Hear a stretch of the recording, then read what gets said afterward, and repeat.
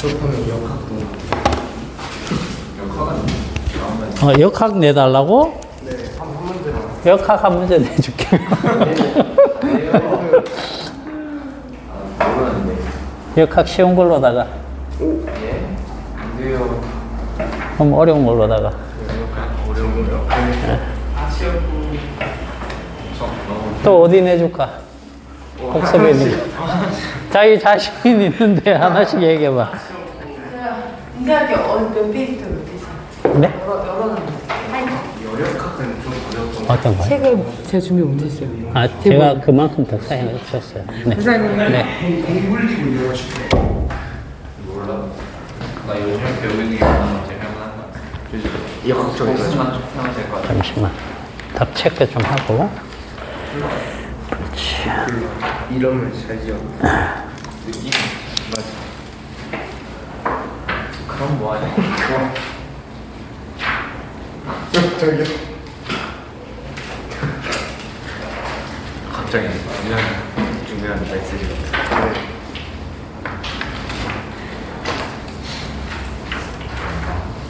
뭐야? 야야야야.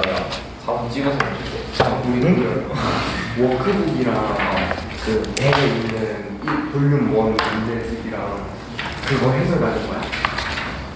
자, 일단, 우리 이거, 볼륨 하나 시험이 있어야 돼요. 어? 그런 거 시험이 필요 없죠. 어떤 거? 학교? 네, 학교. 필요 없어. 나는 필요 없어. 아 맞아, 해설 하나 더 맞다. 해설을 제가 하나가 메인이고 하나가 워크는 하나는 없잖아요. 선생님이 해설에 그거 이해해서 안 되니까 자기가 말하는 거 그런 거 같은데. 오 이거 뭐야? 이랑 쌍먹을 때 틀리지? 나랑 반대야. 나랑 반대야. 코사인이에요? 코사인. 네, 공식만큼 외우고 있다. 자, 세컨드. 봅시다. 일단 문제 조금 풀이하고, 오늘 조금 빛과 물질의 이중성 앞부분, 그냥 내용만 조금, 강전원과 들어가기 전 그 부분만 조금 설명할게요. 알겠죠? 네. 4분의 1이구나. 자, 지금 1번 도플러 효과죠? 자, 도플러 효과에서는 항상 생각해야 될 것이 음원, 그죠? 그 다음에 관측자, 관찰자, 관측자, 나오겠죠. 자, 얘네들이 상대적 운동을 하느냐, 안 하느냐, 그걸 이제 잘 보셔야 됩니다. 얘는 정지하고 있고, 그 다음에 얘가 다가가고 있죠. 얼마로 다가가느냐 봤더니 5m/s 이렇게 다가가더라. 자, 음원이 소리를 내는데 소리를 낼 때 얘가 안 움직이면 여기서 나오는 파장이 어떻다? 일정하게 이렇게 퍼져나간다. 그죠? 파장이 변화가 없다는 얘기예요. 즉 관찰자가 듣는 파장이 원래 소리에서 음원에서 나오는 파장하고 변화가 없다. 이렇게 되는 겁니다. 일단. 자, 그 다음에 중요한 것은, 얘는 이제 정지하고 있기 때문에 우리가 도플러 효과에서는 총 3가지 속도를 생각을 해야 되는데 그 중에 하나가 없기 때문에 무엇만 생각하면 되냐면 이게 소리 있죠, 소리. 소리의 속도 V. 여기에서는 이제 340m/s 그게 되겠습니다. 자, 얘랑 얘가 서로 다가가기 때문에 얘는 소리를 어떻게 듣느냐?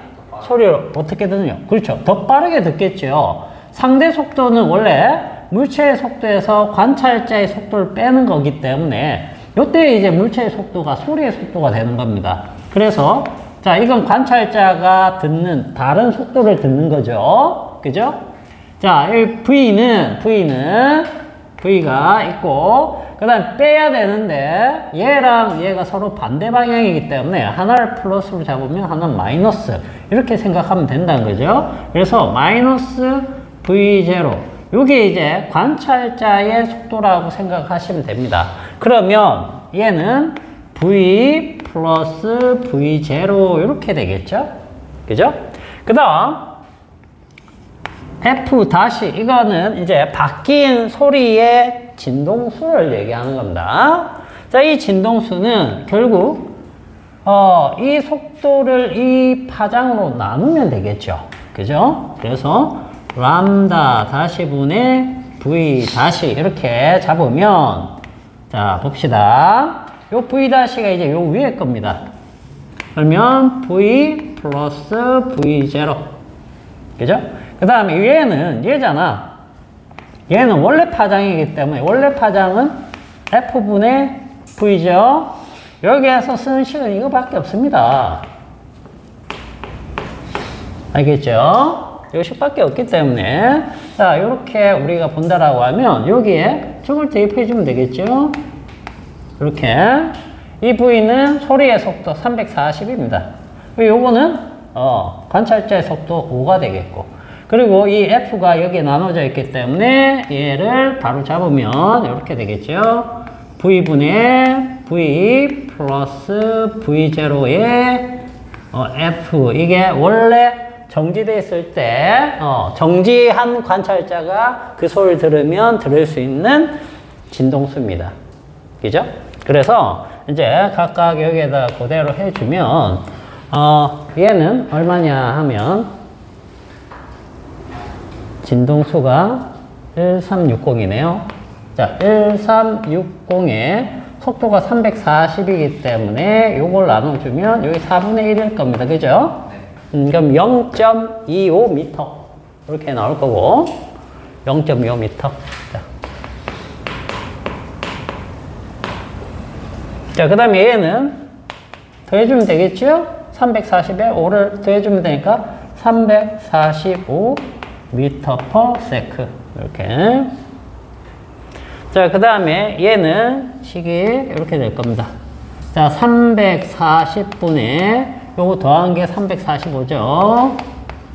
그 다음에 곱하기 이게 1360이죠. 1360. 자, 요거 계산하면 1380 나오나? 1380Hz 이렇게 나올 겁니다.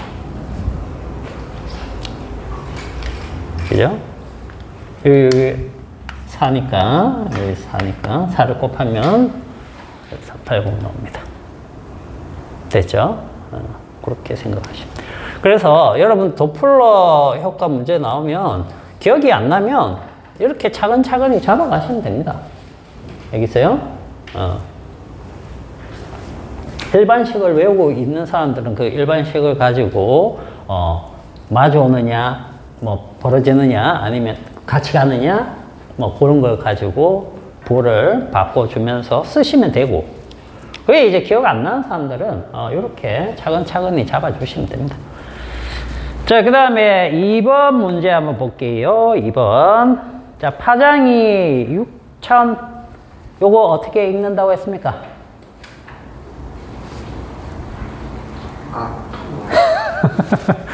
야, 이거 어떻게 읽어? 힌트 A당. 힌트? 네. 자, 요걸로 시작해. 제로로 땅 A. 제로 원. 아래. 자, 온스. 네? 응? 나 온. 온. 온이야? 아니, 모르나?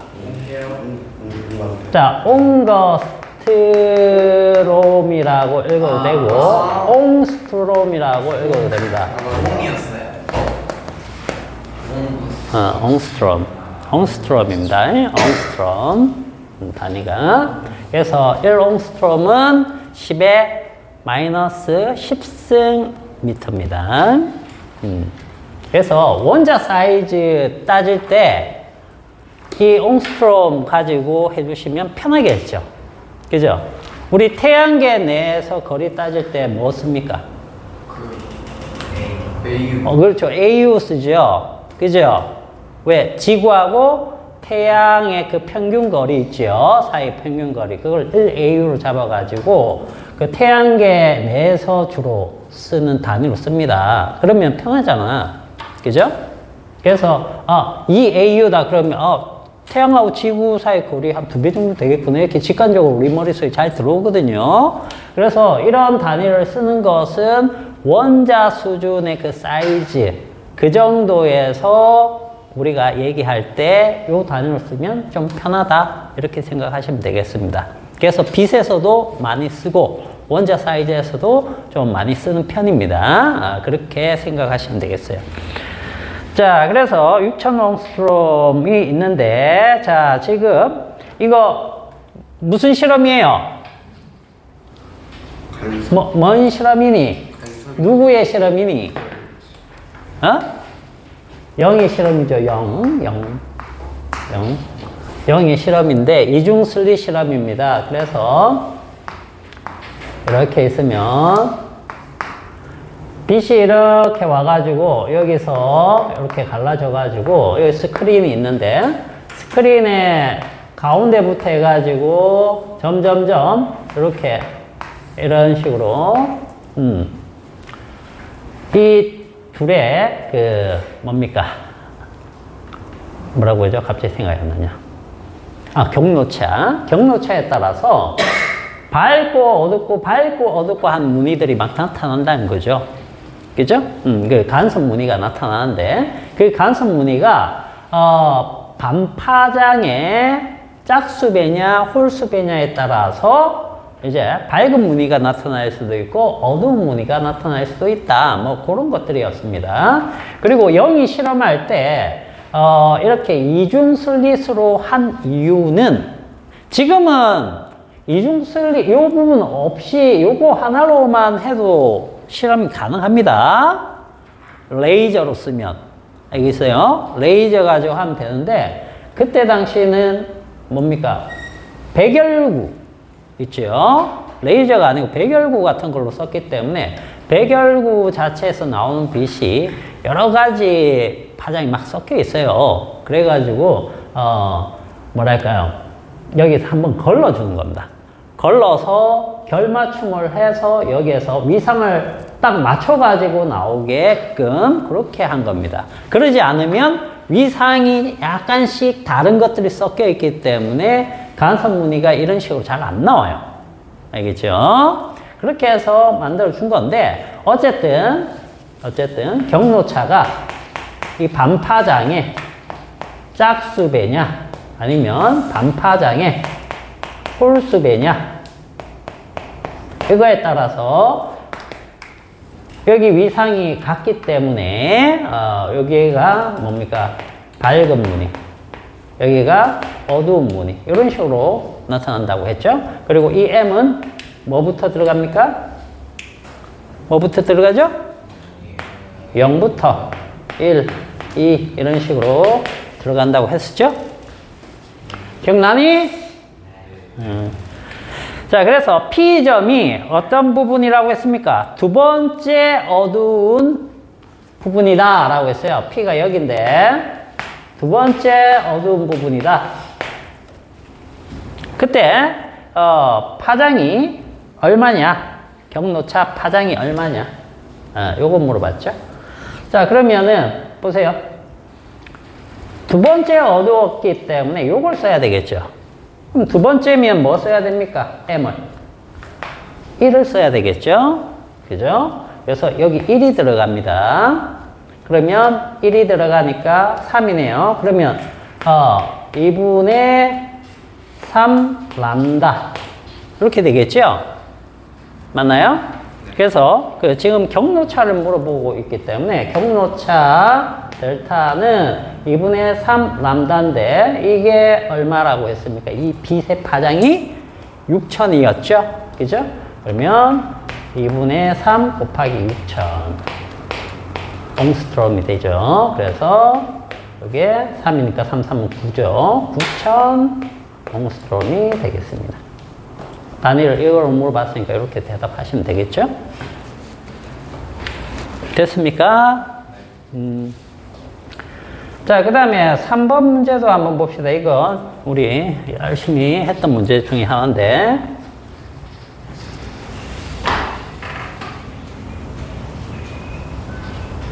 자, 이 문제는 이제 광로차 개념 아셔야 됩니다.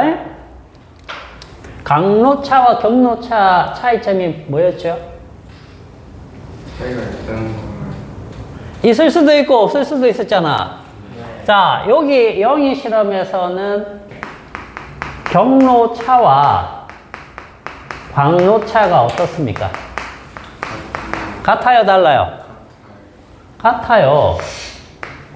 왜냐면 이쪽에서 오던 매질과 이쪽에서 오던 매질 전부 다 동일하죠. 그죠? 공기 중이면 진공이라고 생각해도 된다고 그랬죠. 그렇기 때문에 우리가 진공에서의 빛의 속도가 있고 매질에서의 속도가 있는데 매질로 가면 속도가 차이가 많이 나기 시작합니다. 빛의 속도지만. 그죠? 그래서 같은 시간 가는데 거리가 달라져요. 거리가. 그런 것들 때문에 무조건 경로차를 어디에서의 경로차로 바꿔주느냐 하면 진공에서의 경로차로 바꿔주는 개념이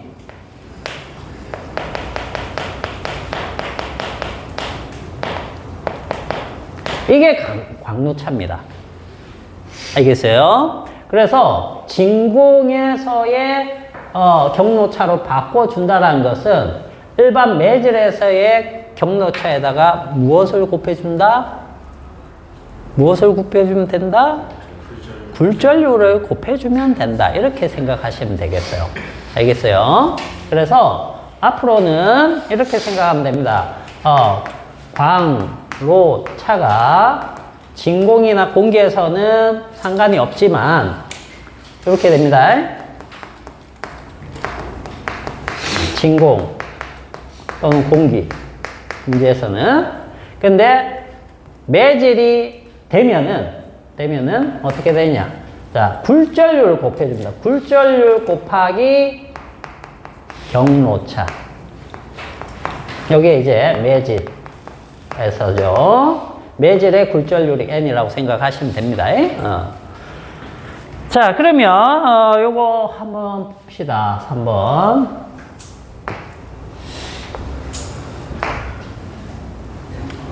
자, 지금 여기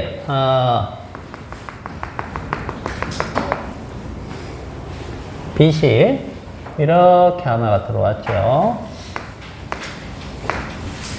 빛이 또 하나 이렇게 들어왔습니다. 좀 삐딱한데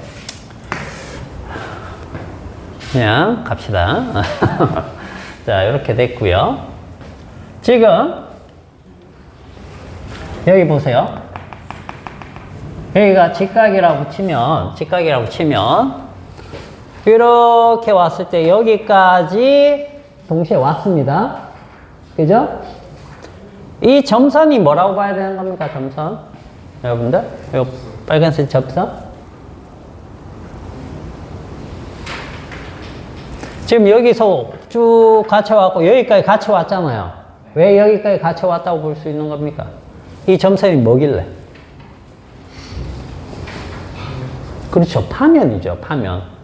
파면이기 때문에 여기랑 얘가 여기까지 오면 이 빛도 여기까지 온다라고 생각을 하시면 돼요. 알겠죠? 자, 그런데 얘는 여기까지 가는 동안 이 빛은 어디까지 가느냐? 자, 요 그림을 이렇게 그려줄게요. 자, 얘는 경로가 꺾였습니다. 왜 꺾여요?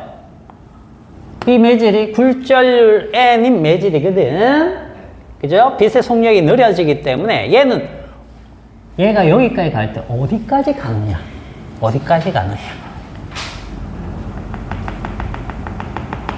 자, 이렇게 잡으면 이게 90도죠? 맞나요? 이 점선이 뭡니까? 이 점선 뭐예요? 이 점선. 이 점선 뭐라고 그랬니? 파면. 이 점선 뭔데? 파면. 왜? 경로가 꺾여버렸기 때문에 원래는 이렇게 생겨야 되는 파면이 이렇게 돼버린 거죠. 무슨 뜻이냐면 여기서부터 여기까지 이 빛이 진행하는 동안 이쪽 빛은 어디까지밖에 못 갔다? 여기까지밖에 못 갔다는 뜻이에요. 왜? 여기는 공기고 여기는 매질이기 때문에 어떤 물질이기 때문에 공기에서는 진공 속도에 가깝게 거의 진공 속도라고 치면 빨리 갔죠. 근데 여기는 속도가 느려졌기 때문에 조금밖에 못 갔다는 뜻이에요. 그죠? 이걸 이제 이해를 할 줄 알아야 되겠습니다. 자, 그리고 난 다음에 얘가 이렇게 튕겨갔죠? 그죠? 그림이 조금 삐뚤삐뚤하긴 한데, 딱 맞다고 생각하고 봅시다. 이렇게 해서 쫙 이렇게 반사해서 갑니다. 그러면 보세요.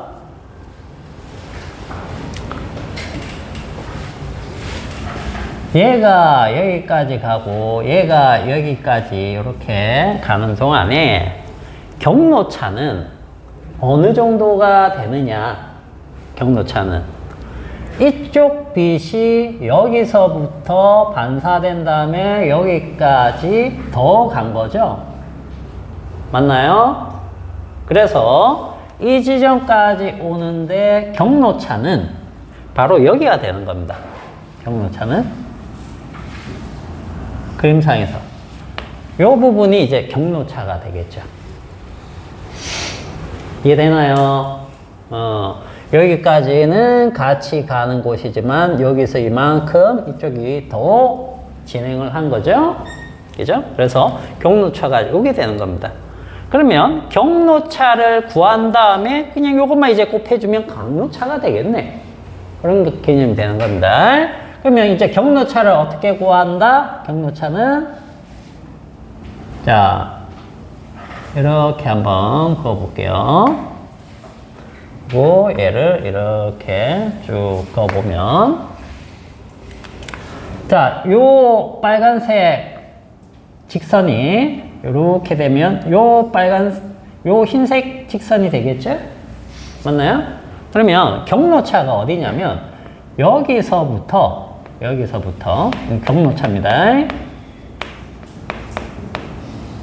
여기까지야 되는 거야. 이걸 구하는 건데 이렇게 구해도 된다는 뜻이 되겠죠.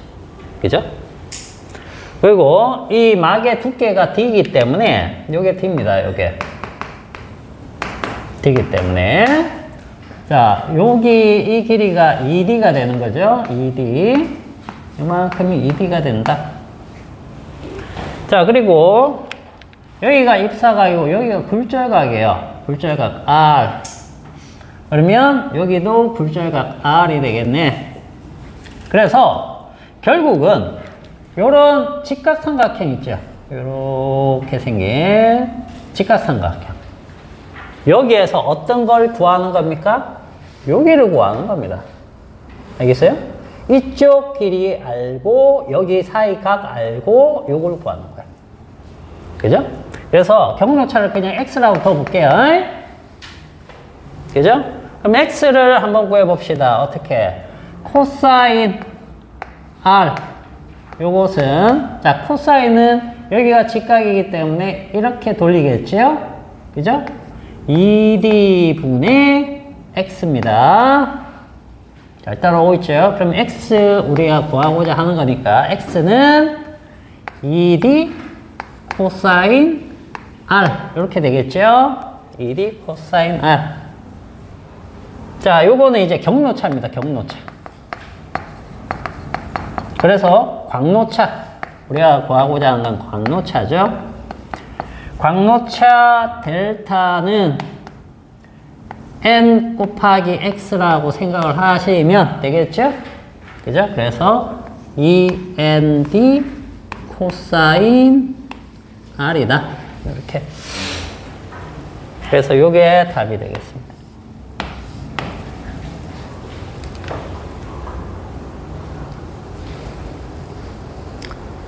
논리적으로 자꾸만 생각해보고 하셔야지 이것과 비슷한 유형이 나왔을 때 여러분들이 논리적인 생각을 가지고 풀 수가 있습니다.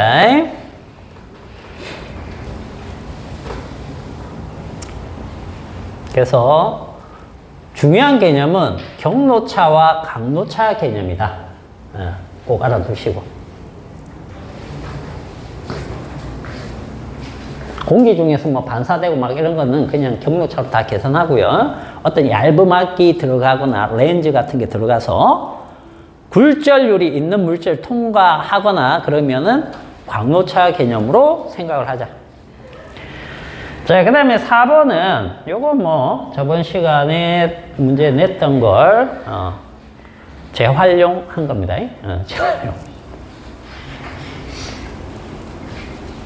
자, 저번 시간에 요거 문제 냈었는데, 자, 여기에서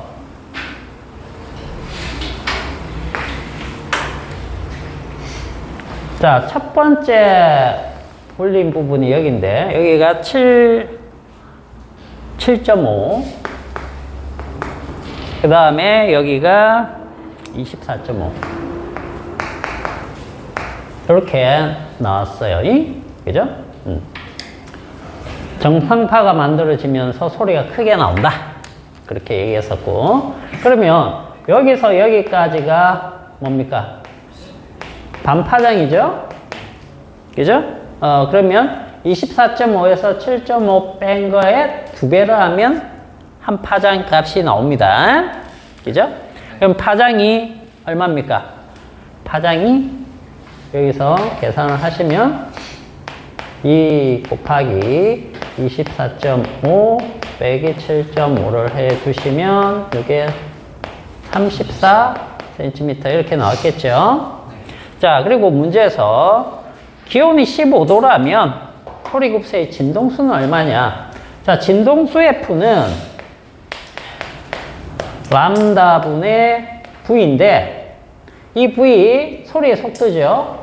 소리의 속도 V는 331 플러스 0.6T 그리고 여기 15도씨죠.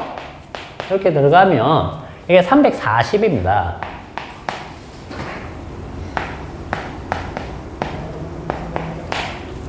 그죠?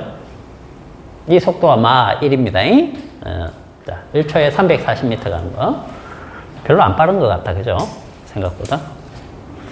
자, 요렇게 되는 건데, 요거 이제 집어넣으면 되는 거예요. 그래서 여기 34cm고, 자, 요걸 이제 센티미터로 바꿔주면 편하겠죠? 그죠? 340에 0 2개 더하면 센티미터 퍼 세컨 이렇게 되는 거니까. 그래서 1000이 되겠죠? 단위는 헤르츠 이렇게 되겠고. 됐습니까?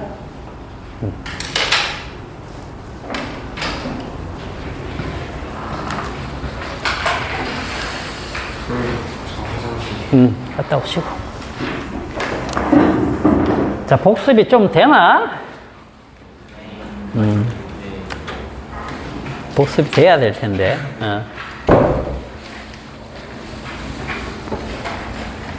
금요일도 복습 문제 나갑니다. 역학 문제 섞어가지고 그러면 내드릴게. 역학 잘하겠네. 니네 요번에 3단원, 6단원 막 쳤으니까. 그죠?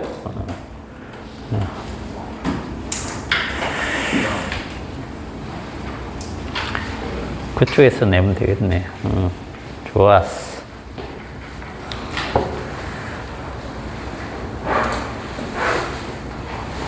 자, 그러면 793페이지 있죠?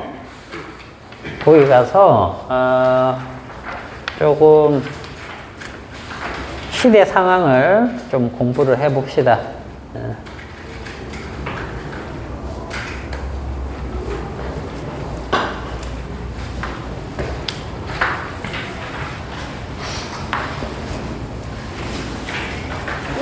내용은 이제 뒤에 그 광전 효과랑 컴포턴스 산란 이런 것들의 공부를 하기 위해서 선행 단계라고 보시면 됩니다. 그래서 되게 어려운 내용 뭐 이런 거는 안 들어가고요. 그때 동안 빛을 어떻게 생각했느냐, 사람들이. 그런 거에 대한 얘기를 조금 할게요. 그냥 편안하게 들으시면 됩니다.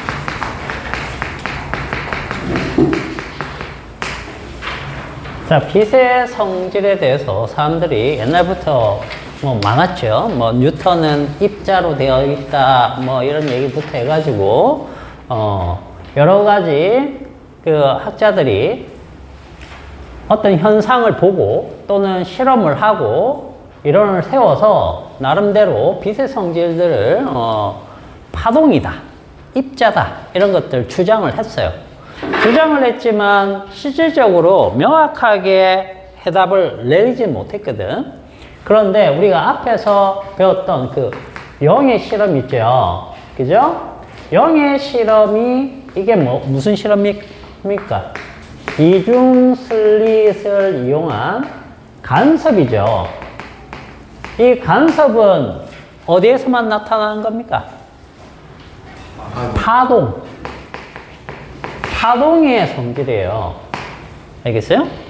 그래서 간섭 무늬를 보여줬기 때문에 그때까지만 하더라도 정확하게 이게 애매했거든. 파동인지 아니면 입자인지. 빛을 연구하기에는 그 당시 기술력이 원체 떨어졌기 때문에. 그런데 영의 이중슬릿 실험을 통해서 간섭 무늬가 딱 나타나는 걸 보고 파동 아니면 절대 간섭 무늬 안 나타나거든요. 입자로서는 안 나타나는 성질입니다.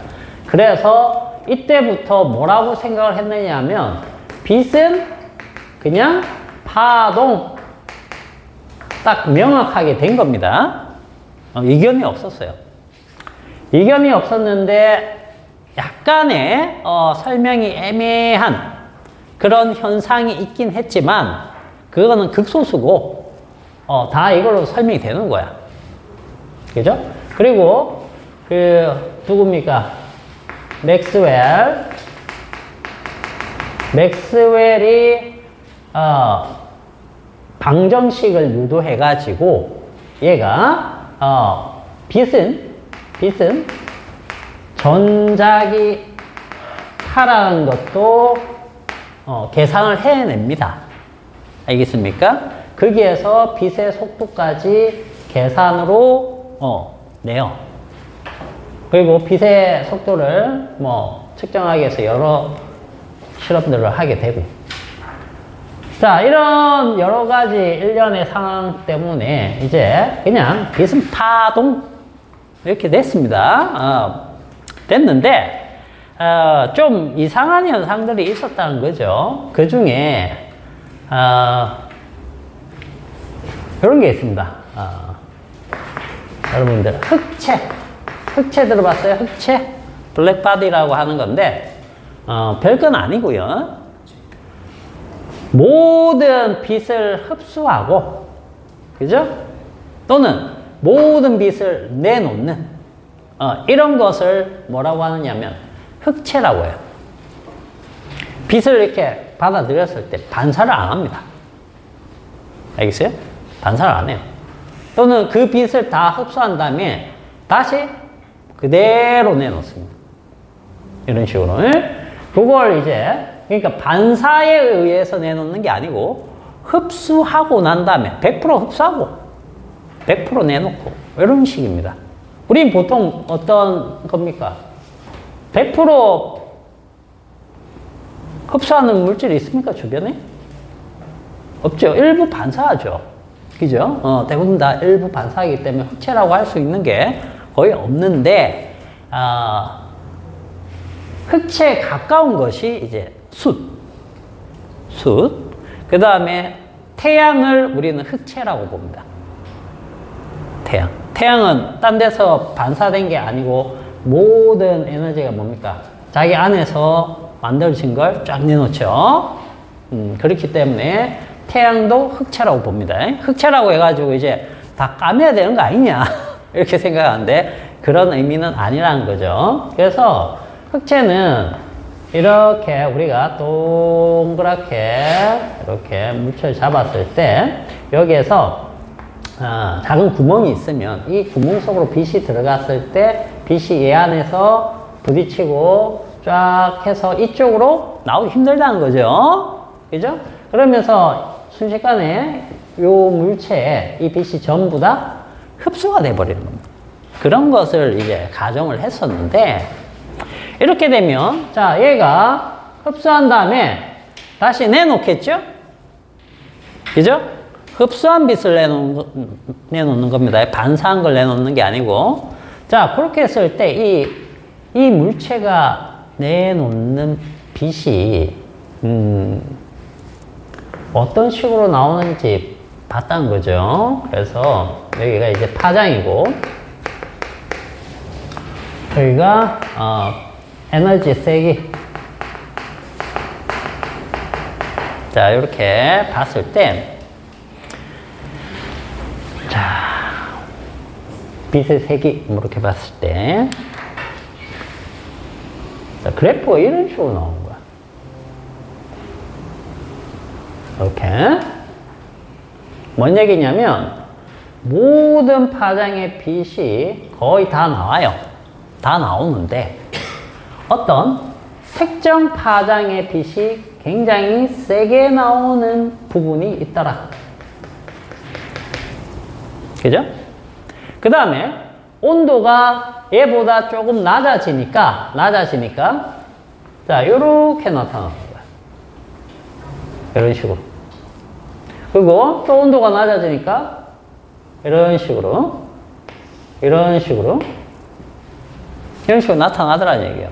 어쨌든 모든 파장의 빛이 쭉 나타나는데 가만히 보니까 가장 센 빛의 영역, 가장 세게 나오는 빛의 영역 요 부분들이 어떻게 조금씩 이동하더라고요. 이렇게. 그리고 이 빛의 파장이 무엇에만 관계되느냐? 온도하고만 관계되다는 얘기예요.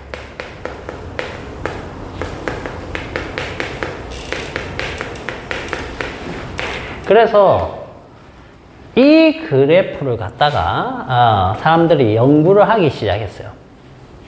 이 그래프를 연구하기 시작했는데 첫 번째 누굴 봐야 되냐면 이제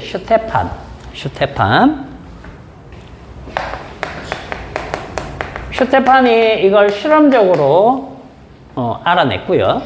그 다음에 볼츠만 들어봤죠? 열역학에 아주 대단한 역할을 한 사람이죠. 슈테판이 실험적으로, 볼츠만이 이걸 이론화해가지고 법칙을 만들었어요. 그래서 슈테판, 볼츠만 법칙, 우리가 보통 이렇게 얘기를 합니다. 슈테판, 볼츠만 법칙. 자, 요게 이제 뭐냐면 간단하게 한번 보죠. 자, 물체가 단위 시간의 열 에너지를 복사하는 양, 복사한다는 얘기는 온 사방을 내놓는다는 얘기입니다. 자, 거기에서 체크를 하나 해봅시다. 단위 시간에, 자, 단위 시간 꼭 체크를 해놓으세요. 물체가 단위 시간의 열 에너지를 복사하는 양. 그게 무슨 뜻입니까?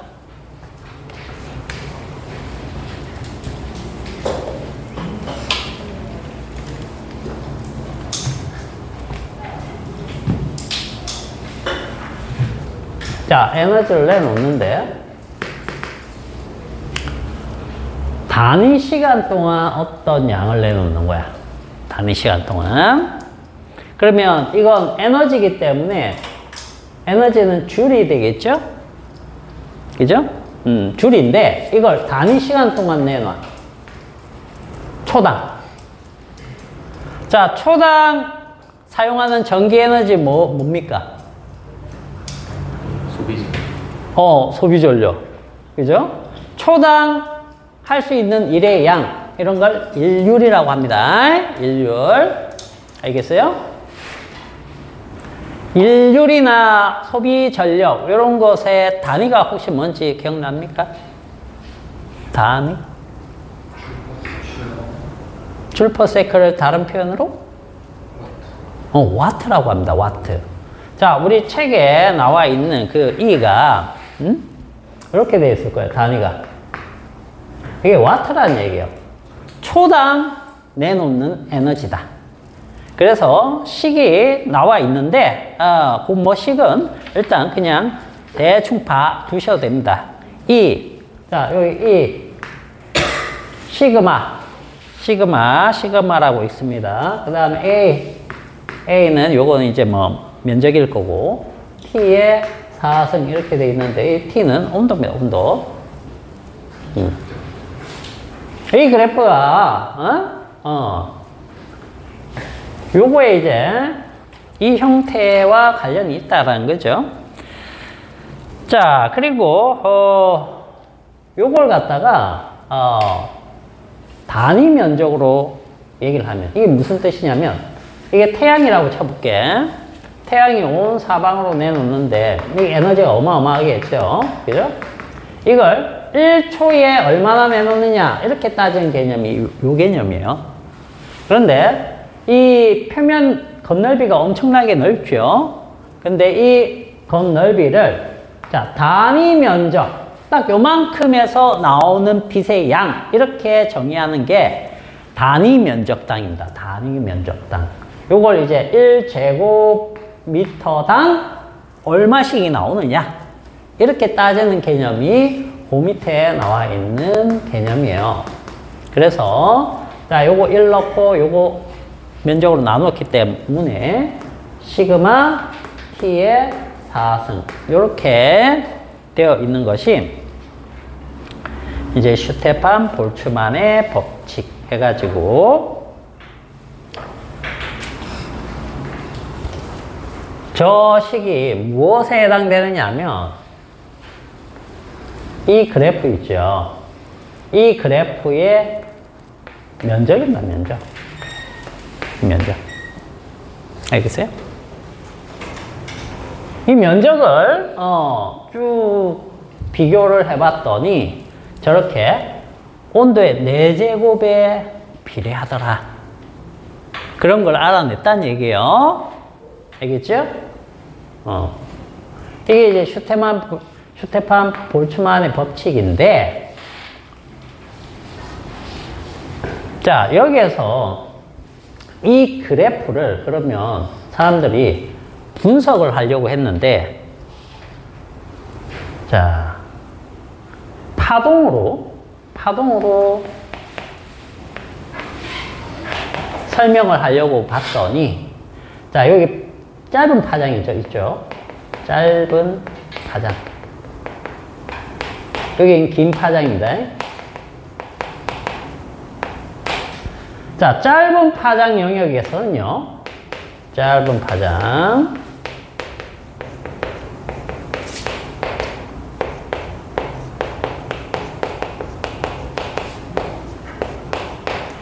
빈이라는 과학자가 규칙성을 찾았는데 이렇게 되더라는 얘기예요. 즉 짧은 파장에서는 이론적으로 맞는데 긴 파장으로 넘어갈수록 불일치해집니다. 불일치. 그 다음에 긴 파장에서는 긴 파장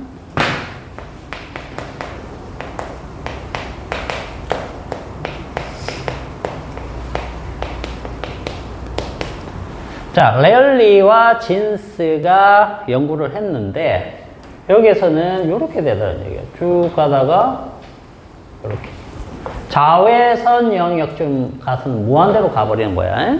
그래서 자외선 파탄이라는 현상이 나오는 거죠. 그래서 이 두 개의 그래프로 설명을 하려고 하니까 안 되는 거죠. 부분적으로만 설명이 되는 거예요. 부분적으로. 지금까지 빛은 뭐라고 했습니까? 파동이고, 그죠? 이거는 흑체가 내놓는 일종의 파동을 분석한 그래프인데 설명이 안 되는 거야. 알겠어요? 그래서 이걸 정리한 사람이 누구냐면 플랑크입니다. 플랑크. 플랑크가 식을 정리해가지고 만들었는데 그게 우리 여기 몇 페이지냐? 759페이지에 나와 있는 식 있죠? 그죠? 이런 식으로 나왔다는 얘기예요. 그냥 구경만 하세요. 식이 원체 복잡해서. 얘 식도 그런 식으로 생겼습니다. 좀 비슷하게 생겼어요. 두 개의 식이. 그걸 플랑크가 정렬을 해가지고 만들었는데, 자, 지금 중요한 거는 이것보다는 무슨 얘기가 중요하냐?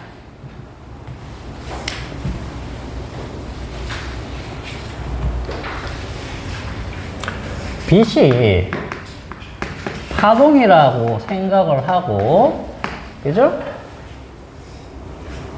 흑체 복사 곡선을 설명을 했는데, 자, 저게 흑체 복사 곡선입니다.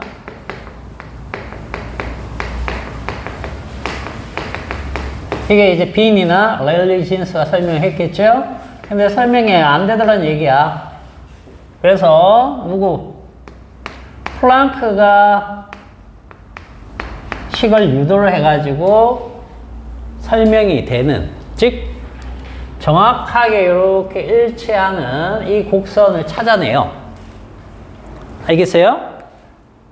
이걸 찾아냈는데 문제는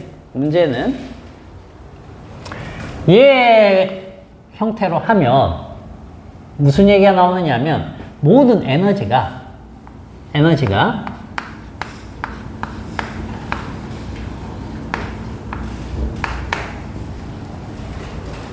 이런 형태로 나와요.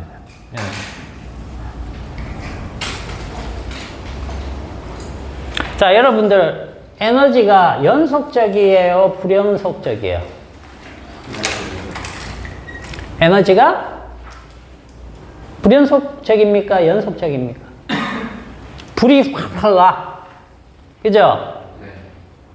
뭐 10줄, 20줄, 15줄, 0.05줄 뭐 이런 식으로 되겠죠. 자, 그 값들이 사이에 끊길까요? 끊기지 않을까요? 연결되어 있을까요? 그 얘기입니다. 불이 확 나는데 그죠? 큰 불, 작은 불, 조그만 불, 뭐 더 작은 불 뭐 이런 거라고 생각하시고, 우리가 가지고 있는 에너지도 있잖아요. 그것도 다 에너지입니다. 그랬을 때 그것들이 뭐 예를 들면 1 다음에 2 사이에 숫자가 계속 있으면 연속적이지만 없으면 우리가 불연속적이라고 하잖아. 근데 플랑크가 이렇게 유도한 식에 따라 보면 그런 에너지가 불연속적이라는 결론이 나와요.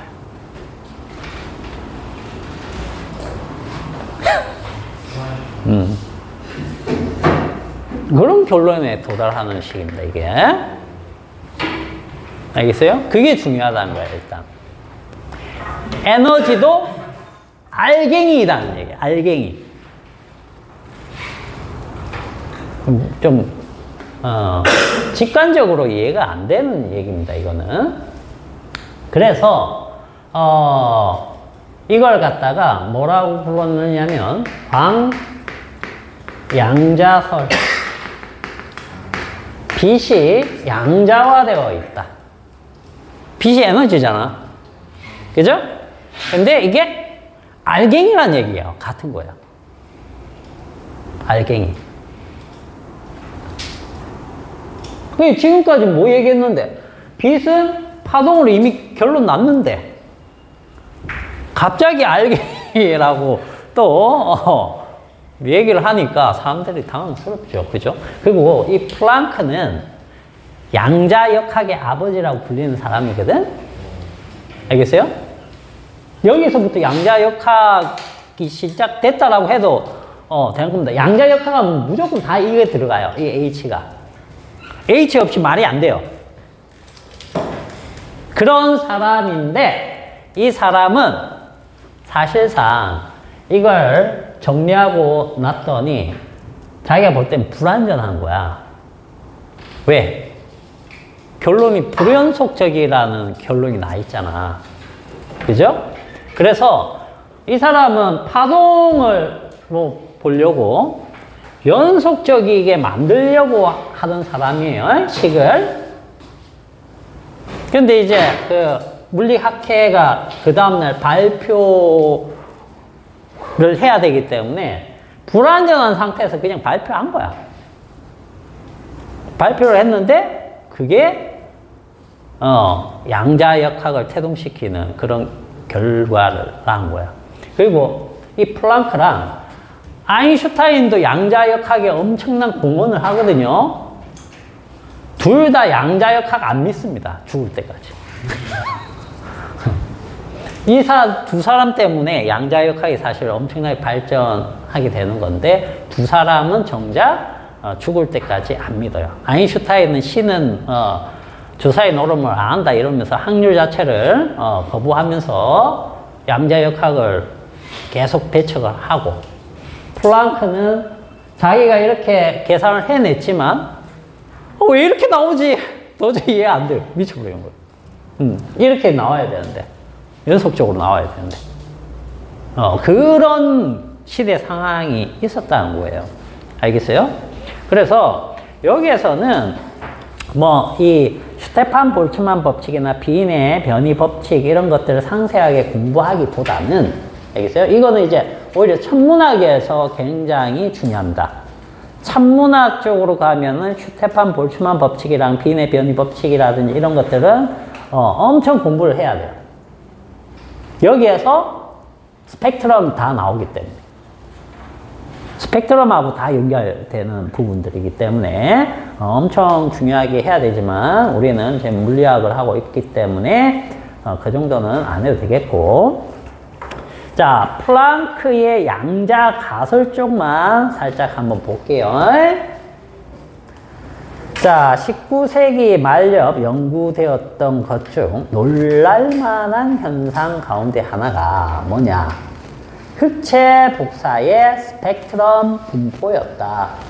그걸 그래프로 표현하니까 위에 나와 있는 열 복사 에너지 분포 있죠? 그 그래프입니다. 알겠죠? 자, 플랑크가 그 고온의 물체가 방출하거나 흡수하는 빛 에너지, 이게 이제 흑체 복사라는 뜻입니다. 이걸 연속적인 양으로서가 아니라 그 빛의 진동수에 비례하는 불연속적인 단위량으로서 양자 가설 제안을 했다라고 했죠. 그러면서 위에 그래프를 제대로 설명할 수 있었다라고 되어 있습니다. 양자 가설이 뭐냐면 무슨 뜻이냐면 모든 에너지는 우리 이거 혹시 들어봤습니까? 기본 전하량 들어봤어요? 기본 전하량. 자, 기본 입자 들어봤어요? 기본 입자. 기본 입자 들어봤습니까, 혹시?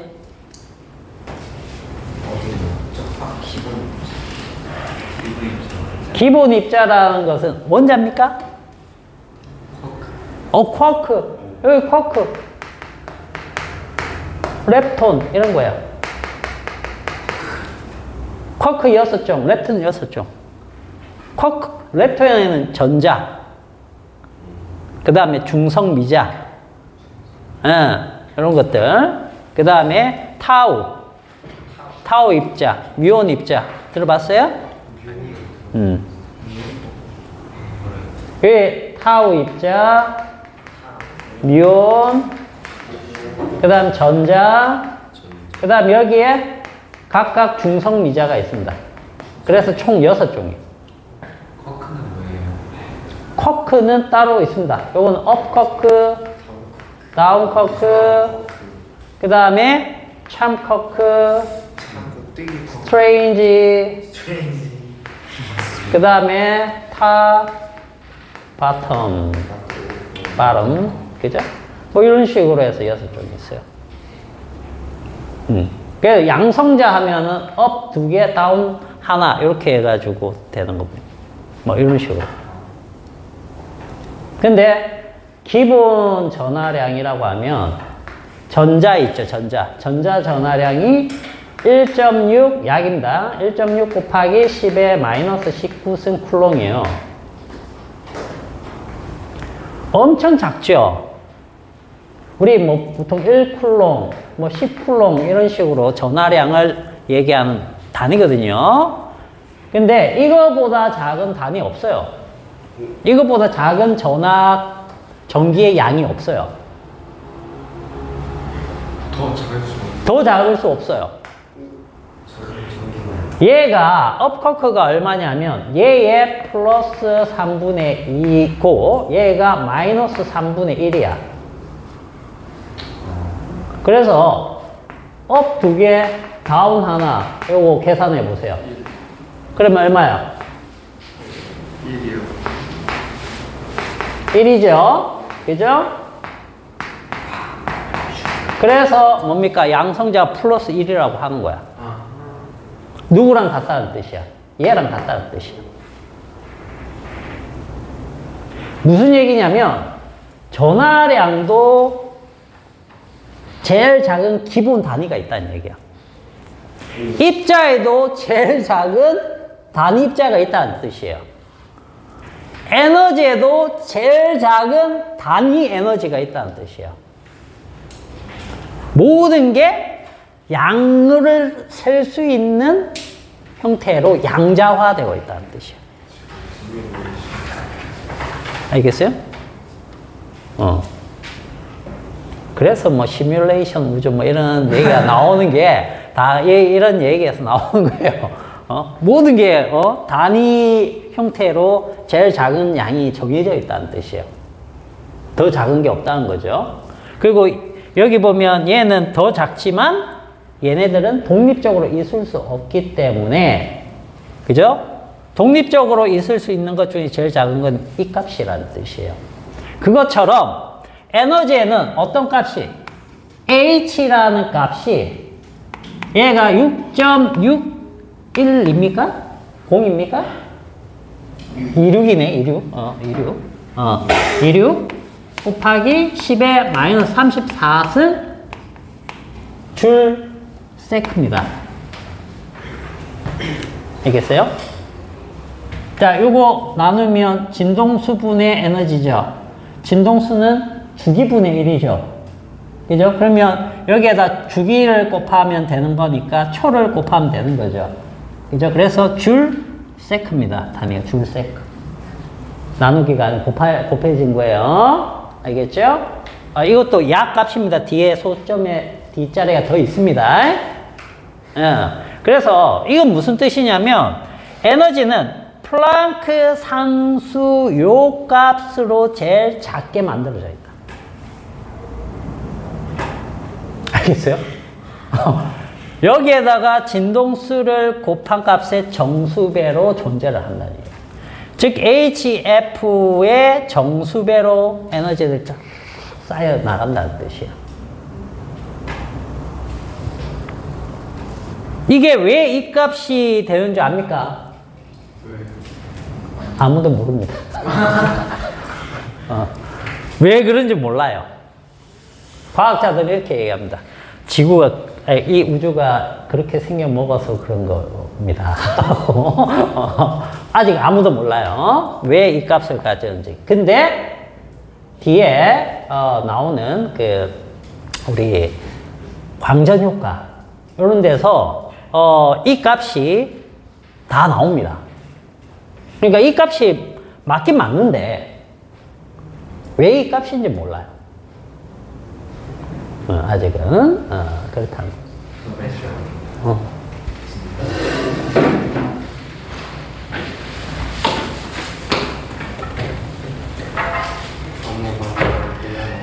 자, 그래서 오늘 하는 것 중에 여러분들이 꼭 외워둬야 할 식은 요거 하나는 꼭 외워 놓으세요.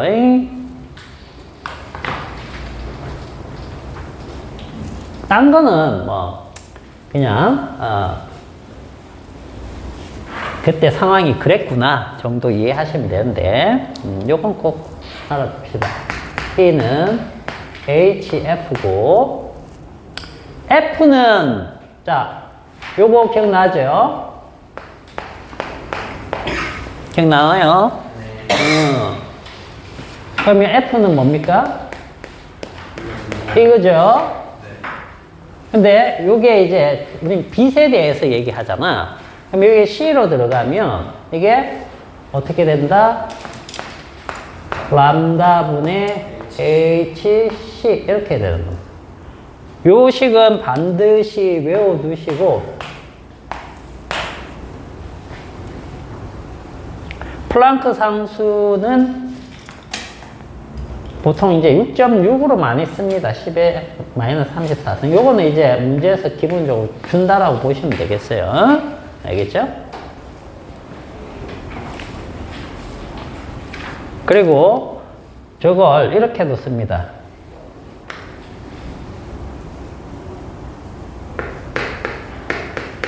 플랑크가 다 독일 사람들이거든요. 그래서 요거를 읽을 때 H를 독일어 알파벳으로 읽으면 합니다. 하. 그 다음에 이건 뉴입니다. 그래서 하뉴라고 읽어요. 하뉴. 자, 자동차 중에 이런 거 있죠? 이거 독일 차죠? 걔네들 어떻게 있습니까? 벤베라고 있습니다. 벤베. 벤베. 이런 식으로. 여러분들 윌리엄 텔, 활 잘 쏘는 사람 얘기 들어봤습니까? 그게 원래 빌헬름 텔입니다. 빌헬름. W가, 배 소리가 납니다. 배. 벤베. 네, 여기 하, 뉴, 이런 식으로 읽는데, 이거 이제 이렇게 쓰면 그냥 영어 알파벳으로 쓰는 거니까 HF라고 읽으시면 되겠고, 만약에 이렇게 써여져 있으면 원래는 표기를 이렇게 했다 정도로 알아두시면 되겠습니다. 이게 진동수, 이게 플랑크 상수. 그만큼 이게 이제 중요한 식이에요. 중요한 식.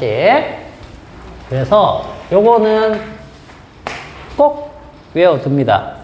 저 모르면 안 돼요. 뒤쪽 얘기는 저거 가지고 다 얘기를 하기 때문에. 알겠죠?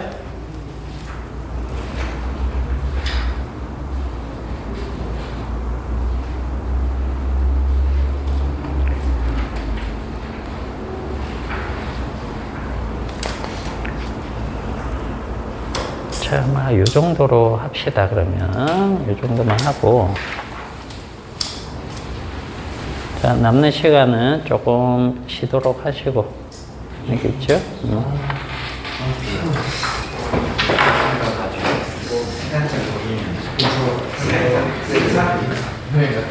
아니, 생각을